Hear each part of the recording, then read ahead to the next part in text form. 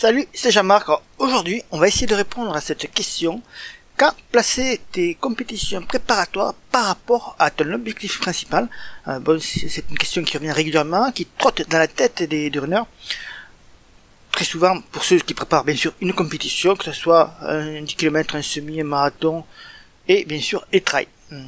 Et en général, dans tous les plans d'entraînement, alors que ce soit ceux que tu vas prendre sur le web, dans les magazines ou nos plans d'entraînement sur Running et Trail.net, il y a toujours au moins une compétition qui sert, on dit une compétition préparatrice à l'objectif principal, qui est là plutôt pour te placer dans des bonnes dispositions, pour voir ce que tu as fait avant à l'entraînement. C'est pour valider les derniers réglages, tester une dernière fois le matériel en conditions de course, les allures de course également, tout cela est donc très intéressant de placer des compétitions préparatoires à un objectif principal.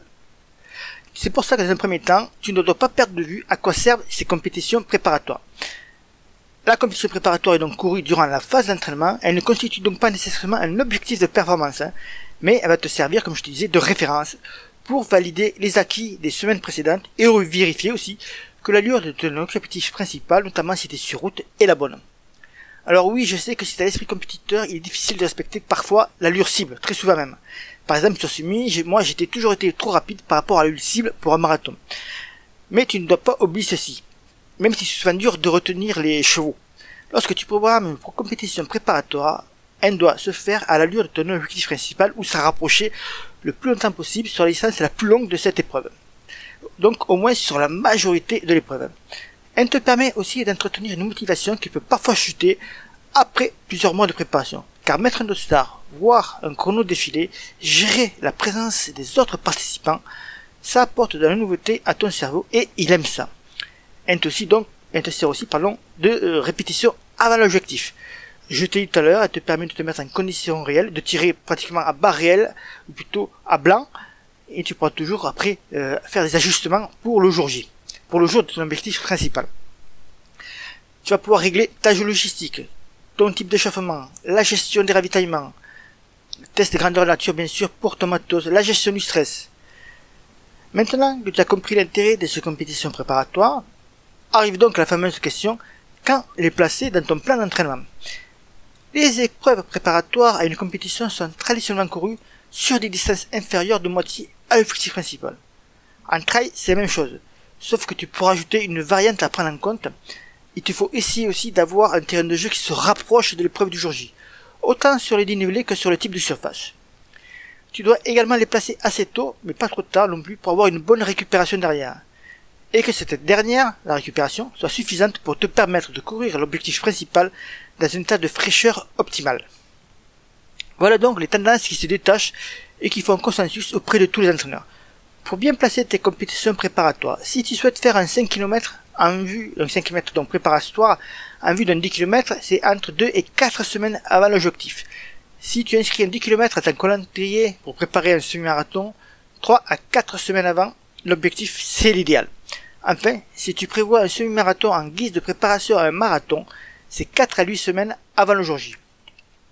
Et en trail, tout va dépendre de ta distance du trail, de l'objectif de la distance de trail. Plus la distance va allonger, plus elle va se retrouver éloignée dans ton plan d'entraînement par rapport à l'objectif du jour J. Pour un ultra trail, ça peut être aussi bien un mois, voire un mois et demi, 2 mois avant ton ultra trail. N'oublie pas ceci sur ces compétitions préparatoires. Il est compliqué d'être à 100% de tes possibilités lors de ces épreuves préparatoires parce que tu as la fatigue des entraînements de la semaine, mais aussi des semaines précédentes. Et si ces compétitions préparatoires sont placées assez loin de l'objectif principal, tu ne seras pas encore dans ta forme optimale. Ce qui fait plusieurs raisons pour ne pas être satisfait de tes chronos sur ce jour particulier. Alors ne perds pas de vue sur ce que je viens de te dire, notamment sur les objectifs de la course préparatoire. Maintenant, si tu veux savoir aussi comment organiser tes semaines d'entraînement qui précèdent la préparation spécifique à une compétition pour être une indication physique optimale, et pour que ton programme soit le plus efficace possible, c'est ce que font les entraîneurs lorsqu'ils programment les entraînements des plus grands champions. Également, si tu veux connaître les seuls critères à regarder si tu ne veux pas te retrouver dans un état de fatigue chronique, si tu n'arrives pas à l'éviter, tu seras alors obligé de ralentir tes activités physiques, voire de les stopper carrément.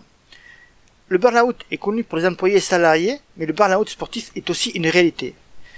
En effet, de nombreuses études de cas comme celle de Dubois ou Smith révèlent que le burn-out est souvent le signe précurseur d'une interruption définitive de la carrière sportive. Et enfin, si tu veux connaître la plus grosse erreur, la première grosse erreur que commettent tous les runners et trailers, et qui impacte tous les entraînements pendant plusieurs mois, qui peut les pousser à se tromper dans les allures jusqu'à les blesser. Et ceci explique aussi pourquoi ils sont tant nombreux à ne pas comprendre pourquoi ils stagnent aussi longtemps malgré les efforts qu'ils font. Alors tout cela, tu le retrouves dans nos guides running, dans le pack de guide running, et il te suffit de regarder dans le lien qui est dessous pour pouvoir les télécharger. Si tu as des questions autour des courses préparatoires, je suis là pour y répondre, et il suffit de laisser un commentaire en dessous de cette audio vidéo. J'y répondrai alors avec très grand plaisir. Je te souhaite une bonne soirée, une bonne journée. Je te dis bon run, bye bye, et à la prochaine. Ciao ciao.